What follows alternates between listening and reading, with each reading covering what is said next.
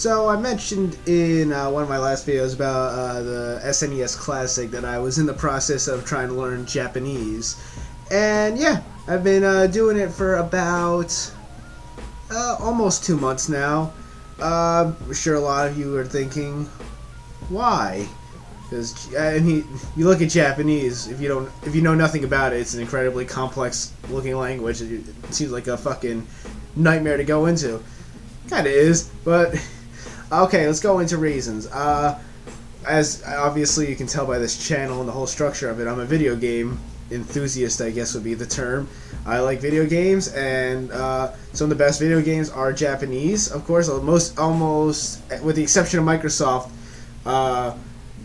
Nintendo and Sony are Japanese companies. Sega was a Japanese company. Atari wasn't, but mostly Japanese, or mostly video game things are Japanese related, and Japan gets a lot of games that we don't. Particularly, one of the catalysts for me wanting to learn Japanese was the game Panzer Dragoon Saga. You saw I did a review of it. I did a video of how you can burn and play a copy, and the reason, well, one, the Japanese copy of that game is far cheaper than the American version. The American version is $700+. The Japanese copy is like $20. I mean, yeah, you get importing fees, so it's a lot cheaper regardless.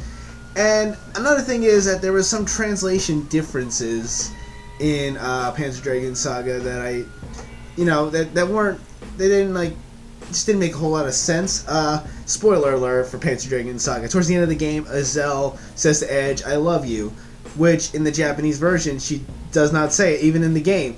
The dialogue does not say "I love you." It says "Watashi wa," which means I. So, that's a plot change that I felt didn't really fit the game, or at least fit that part of the story. So I don't know. The translation difference kind of made it. It kind of affected a major thing for me.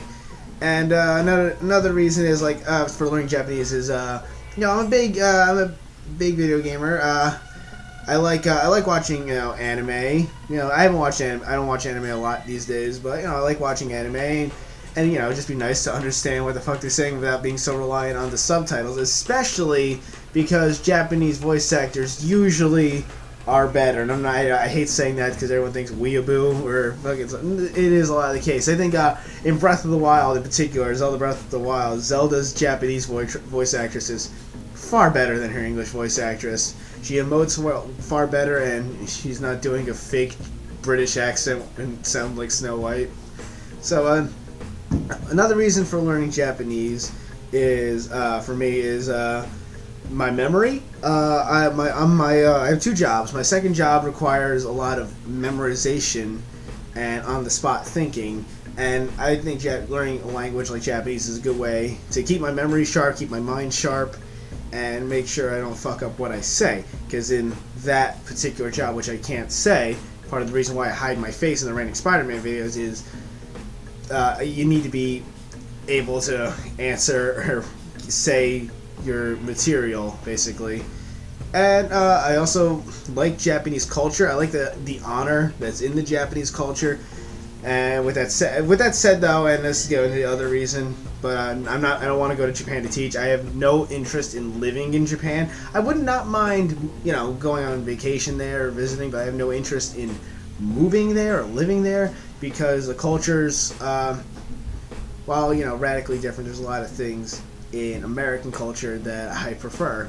I don't know if it's because I'm just an American, but in America particularly, we have the freedom to be rude, which for me in particular is a very nice freedom. Whereas Japanese, yeah, you have the freedom. It's a democracy, or well, not democracy, but you're free to say things, but that is frowned upon to be rude. I mean, it's frowned upon here, I guess, but it's more accepted.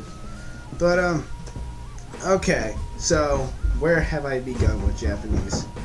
So first I had to learn the basic Japanese alphabets, which the first one was hiragana, and then there was katakana. Hiragana is the basic Japanese alphabet. Katakana is used to describe loan words like or foreign to Japan, basically. Like Zelda, for example, is written in katakana, and it's pronounced Zeruda because L and R are, they don't have L or R really.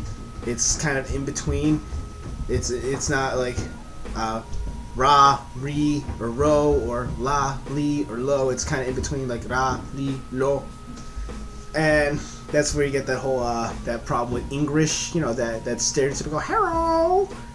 So that's that unbelievably racist thing. It's hard to say if it's racist. It's just a cultural accent. Yeah, so I had to learn hiragana and katakana, and those took me about a week and a half to get both of those down. I was using flashcards, and honestly, they weren't that bad. It was really when it started getting into I forget what they're called, but when they have the Y characters like yo and ya and you next to like he or ki. For that, it wasn't even so much that I didn't know how to pronounce it. It was the Romanji spelling especially when I got to Joel, and yeah, that part. So that was like the most difficult part of hiragana and katakana. They weren't that difficult to understand. And one thing that's a lot of people were saying, katakana you're not gonna use as much, and not in my case, because I'm a video gamer. I play a lot of video games, because so many of them are set in fantasy and have made up words and shit that's all written in katakana. So I have to know katakana, which I'm fine with. It was actually pretty easy to understand katakana, especially after already learning hiragana. I started with hiragana. I saw a video where a woman said you should start with katakana. I already started with hiragana. I could see her point, but hiragana was was fine. I was using all of that Learn Japanese YouTube channel. Here's a picture of them. This is what they look like, and they were decently helpful. So, and then after that, I moved on to kanji, and I am not done with kanji. Kanji is, in case you don't know, kanji is characters that Japanese people use, but they originated from Chinese. They originated from China, and on top of they have two readings. Okay, so they have two readings. Anyomi and kunyomi, I think is how they are. Is what they are. Anyomi is the Chinese way of pronunciation, and kunyomi is the Japanese way of pronunciation. So they already have two pronunciations, and they're more meanings than they are direct words. They represent meaning, and they're made up of either other kanji characters or smaller primitives or radicals, as they're called, which are sometimes can be used on their own, sometimes cannot be used on their own, sometimes they can only be part of another kanji. Like the radical for I think it's small is a radical that can be used on its own as its own character, but professional, which it looks like a B, an uppercase B with a long strand attached to it, cannot be used as its own character. The movement radical cannot be used as its own character. So, and it's basically a building block exercise of piecing together these different kanjis to come up with a meaning. Some are kind of easy. Some, like the one for to rest, is a combination of the kanjis tree and person, because often in older days people would rest at the end of at the foot of a tree. So that one wasn't too hard. I could see that one, but then there's others that are a bit more complicated. Like, oh god, what's yesterday? Like that kanji, I look at that and I go, how does one equal the other? I don't. So they're not always easy to decipher because of the radicals. I'm not all the way done with them.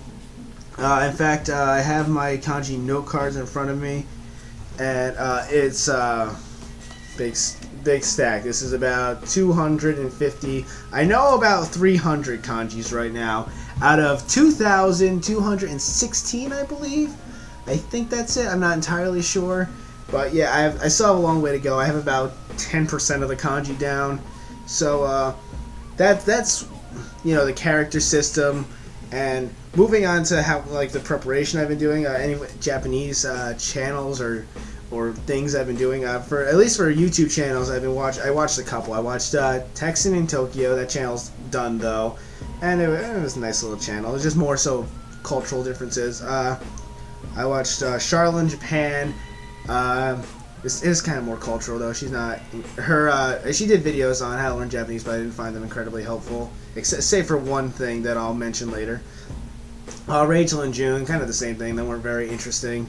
not very helpful. Japanese from Zero, I'll give that guy credit. He's actually a decent teacher, and I was able to learn some stuff off of him.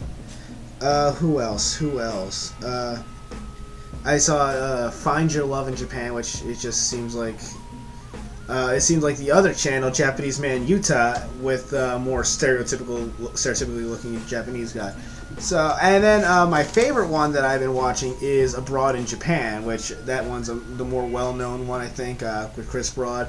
Find his videos far more informative, far more entertaining, but I think that might be for me because I have a soft spot for British humor. And so I found watching him in particular both entertaining for one and also informative. He actually does have some good tips. And okay, on to the resources I've been using. So I bought a couple. Start off with books. I bought one book. I got this at Barnes & Noble's. It's Kanji and Kana. Now the Kana section obviously didn't apply to me because by the time I got this, I already knew Hiragana and Katakana. But it has, do this wrong, a bunch of kanji characters, you know, and their readings and stuff. It's hard to get this in focus. There we go. Looks good. And it's a pretty helpful book. You know, unfortunately, they're not really in any particular order. Like I think remembering the kanji was one where they had an order where the next couple characters would include the one radical or the one main kanji that you learned previously. But I don't know. I'm not having a problem with this. I've enjoyed it. I'm, 300 pages in, or 300 characters in. But it's been pretty helpful. This one I got recently. This was more of a Japanese to English dictionary, more for direct word translations, just to make it easy. I'm not constantly going like Japanese word for chicken, which is chicken, by the way, or toroniko, but they don't really use that. But this is helpful. I actually marked half of it in Sharpie, so one half is Japanese to English, the other half is English to Japanese. This was only $7 US, which pretty good deal. I saw a book very similar to this, but it was like $20. I think the reason was higher quality paper. This paper is flimsy as shit, but whatever. I've been using that. It's pretty helpful. It doesn't teach you many colloquial phrases, which I'll get into in a few minutes. But I've enjoyed. It's been decently helpful. I'm probably the one I use the least though, because right now my main priority is getting words and kanji down. Kanji. I mean, I have been using this, but it's not something that I constantly have open. It's just when I want to make individual word flashcards, which I have done. And then another one. This is the nice one. Barron's Foreign Language Guides, Japanese Grammar, 3rd edition. Very small book, and it was like $7 too. But it very, very helpful, very nice. It gets straight to the point, which I like. I mean, it's a tiny, nice little book, and I like having that. I'm not much of a book person, but these are slowly getting me into being a book person because I have to read. I want something physical. Can't rely on technology all the time, but I have been using technology too. So, if there are any apps I've been using on a computer, I've been using Anki, which is a memorization app using spaced repetition. Pretty helpful, actually. There's a difference. There's a difference in. Okay, I was gonna say this. We'll get right into this. Okay, because some people were saying like, what's the point in reading out of a book? Because you use strokes and all that kind of shit, stroke count from brushes, and it really doesn't matter in this day and age because very much so we're using digital stuff, and I understand that. But the thing is that some characters are gonna look different enough digitally than they would drawn to where it's gonna create confusion. I had trouble originally with the kanji for direction because it looks a little bit different written than it does typed, and that throws you off. Same with thread. Thread looks different when it's typed and when it's drawn out. Just enough to be annoying, and it's kind of like when someone says, like, if you're not an English speaker, someone says behind, like they're behind someone, or another person says behind. It's just like it's sort of like an accent thing, like, oh, I was behind that guy in traffic, or I was behind that guy in traffic. Be. And so you want it's slightly different, but it's the same word and all that. It's kind of the same thing. It's like there's just gonna be slight differences that you need to piece together. So that's why I'm still using flashcards. And yeah, it's a pain in the ass having this many flashcards. This looks like a cocaine brick. And I'm obviously not studying these all every day. At the end of the week, I go through every single one of these, and whatever I forget or don't know, I take out. But I'm still using Anki, obviously, and Anki uses the spaced repetition method, which is very effective. It's been working pretty well on me. I originally had myself doing 50 new cards a day, which was, it was working, but after a while, it became overload. So I moved it down to 20 new cards a day, and that so far has been fine. I haven't had much of a problem with that. So I'm enjoying using that. Other things I'm using, I'm starting to watch anime again in Japanese to just get myself used to hearing Japanese. The main one I'm going to be watching is Detective Conan. I've already watched this anime. I marathoned it constantly when I was a teenager, and when full episodes were just on YouTube. But it's one of those animes where I stopped watching it because it never ends. It's still going to this day. This thing's been going on since the fucking 90s, and I just wanted it to end. But now I'm using it because it's formulaic. It's very much the same thing over and over and over again. I mean, I could have picked Ranma 1/2 too for something like that, but I decided to go with Detective Conan because one, it's more formulaic, and two, it has an overarching story which Ranma 1/2 didn't, and it's something to keep me more interested. So I'm doing that for that. There's so many filler episodes. There's so many. There's hundreds and hundreds of filler episodes. So no problem. Not gonna miss anything super important if I don't understand what they're saying. And it's mostly just listening practice. And I don't mind the show. I rewatched the first episode recently. It has not held up as much. It's such an odd show. It's like the tone is very kid-friendly, but the murders are very graphic. What's your audience? But so I picked that anime.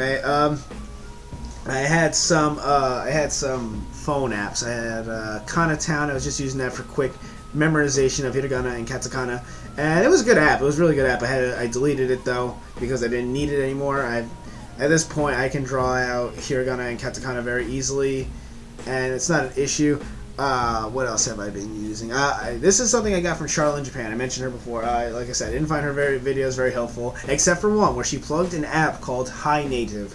And what that is an app you install on your phone, and it lets you communicate with native speakers. You basically just say you want to know how to say, "My name is Ranting Spider-Man," but you want to know how to say it in Japanese, which, you could either record yourself or type out, "Watashi wa Ranting Spider-Man desu," and native speakers will let you know whether that is correct or incorrect, and obviously that one is correct, and they'll let you know if you fuck up. I fucked up. I forget this. The sentence I fucked up on was I wrote "Watashi wa Mario mo Zelda suki desu," which means I like Mario and Zelda, or at least that's what I was trying to, but I was corrected by Japanese speakers that I needed another mo particle, which means also or and. So the correct way of saying that would be "Watashi wa Zelda mo Mario mo suki desu," which that means I like Mario and Zelda, which that's the correct way of saying it, and I would not have known that if not for Hi Native. So I'll give credit to Charlotte in Japan. That's a good app that she plugged,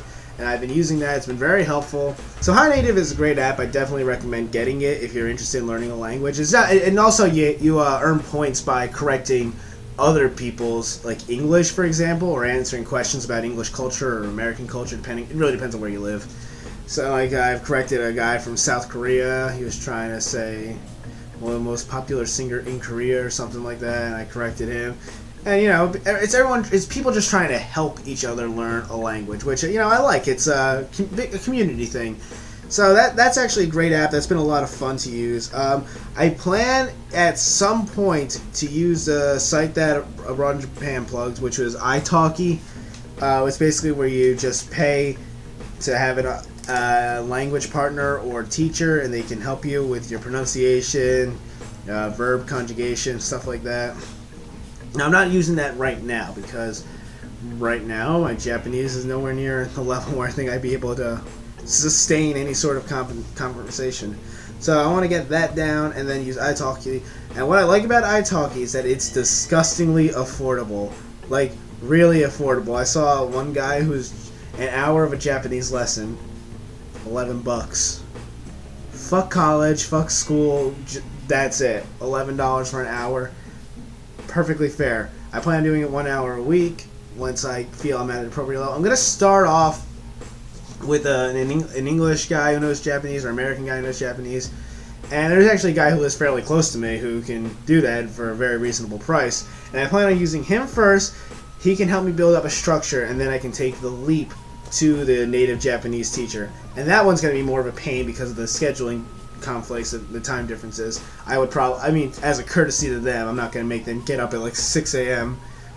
where it's like 7 p.m. by me. Be like, hey, get up now, we're having our fucking lesson. I'd probably stay up at like 11 o'clock, which would be noon for them. So, that I want to do at some point. And of course, I've been sticking with the flashcards because they're tried and true, and it's, you know, I can't always be using apps on my phone. So when I'm at work or one of my jobs, I can go over these, and it's been, you know, very fun. I've been fucking with my coworkers about it. So what are some of my problems so far with learning Japanese? Verb conjugation. Tabemasu, tabereru. I'm still fucking that shit up. I don't really know that yet. Right now, I'm more focused on trying to just learn words before I start conjugating them. So, yeah, that's a problem. I also, I had to do some research into English because, you know, you speak English, you speak your language, you don't really think about it.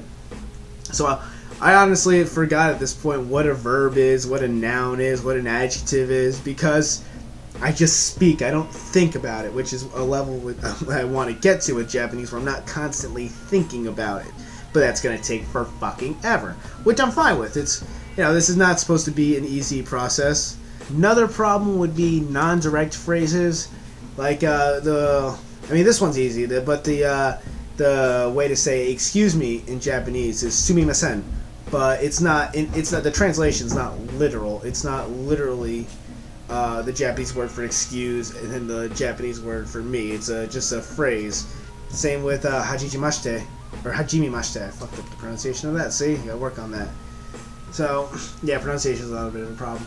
But, yeah, like, words like that, uso, desho, yabai, shogunai, I gotta get all these phrases down. I mean, not that I'll be using them much, but so I can understand it. My goal is to understand more than it is to speak. But, you know, speaking would be pretty cool. So, and then of course the other problem is I don't have enough words right now. So I'd hear a sentence and it literally just sounds like gibberish to me until I recognize one word, like, oh, watashi wa ko Tokoro. And I'll be like, oh, I heard Tokoro, I know that means place. And then I don't know anything else. It's the speed that really fucks with me too, because, you know, I gotta listen carefully. What's a particle? What's part of a word? What is it?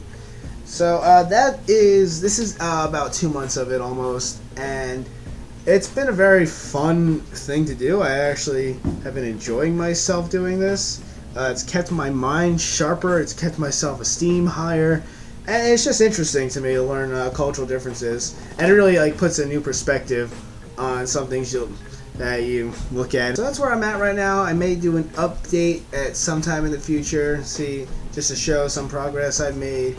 But that's it, so thank you guys for watching. New Ranting Spider-Man will be up hopefully within the next couple days. I have a little vacation going on right now, so hopefully I can get to it. But thank you guys for watching, and I will see you next time.